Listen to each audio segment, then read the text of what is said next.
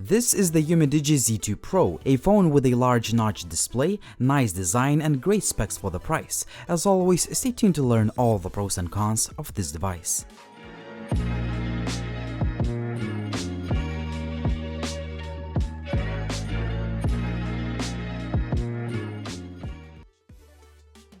The phone ships with a charger, USB cable, SIM ejector pin, a headset jack adapter, and a pretty standard soft TPU case.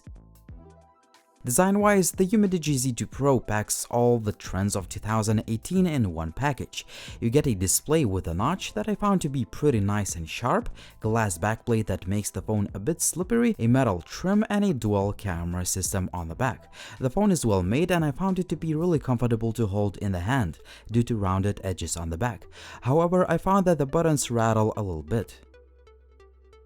Other key features include a dual camera system on the front and a hybrid dual SIM card tray. Face unlock feature works surprisingly well, much better than on most of the budget phones. The fingerprint scanner works fine, but there is a significant delay between unlocking and the time the display lights up.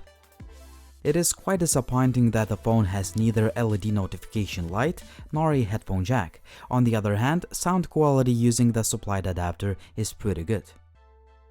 The loudspeaker sound quality is not the best, but it's quite good. Here is an audio sample.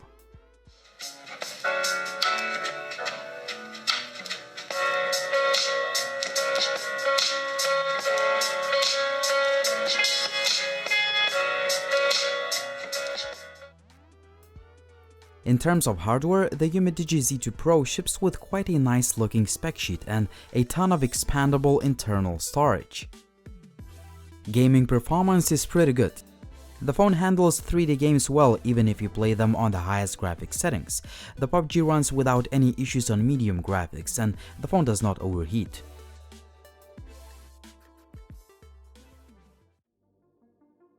If you have seen other Umidigi phone reviews I've made before, you know that I praise their phones for using stock Android user interface.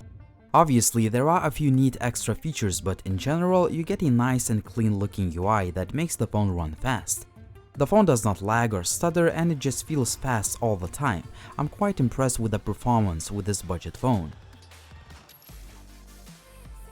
The overall image quality is okay and you may be able to take decent pictures, but they could look a little bit better. Even the daylight shots could have more detail and sharpness, and low light camera performance does not really impress. Portrait picture quality is kind of average, but better than quite a few other budget phones. Selfies will look quite good on social media. There is also a portrait mode that I cannot recommend you using it since the blur effect is just a circle around the subject. 1080p video shot using the main camera is kind of average, but selfie video quality is quite good. Here is a short sample. The Umidigi Z2 Pro smartphone, and this is handheld video, that means no stabilization tools whatsoever. If you want to see more camera samples or full resolution video tests, check out all the links down below the video. In terms of connectivity, the phone supports global LTE bands, and I found the call quality and signal reception to be pretty good. Finally, GPS is accurate and it gets the position fast. In terms of sensors, there are quite a few of them, including a gyroscope, so you're all set if you want to use the phone with 360 content. Battery life on this phone is quite good overall. On average, you should expect to get about 7 hours of screen on time. In terms of charging, it takes under 2 hours to fully charge the phone with a supplied power brick. The Umidigi Z2 Pro is a phone that looks nice, it has a sharp display, and the device is fast on the daily basis, thanks to stock Android user interface. In addition, the phone supports global LTE bands. Finally, you get a processor that can handle 3D games well, and 128GB of storage assures that you can install plenty of them. However, there are quite a few cons to consider. The phone does not have LED notification light, there is no headphone jack, and finally, the overall image quality could be better even though it's possible to take decent looking images. I hope you guys found this review useful, and please consider all the pros and cons of this device before making the purchase.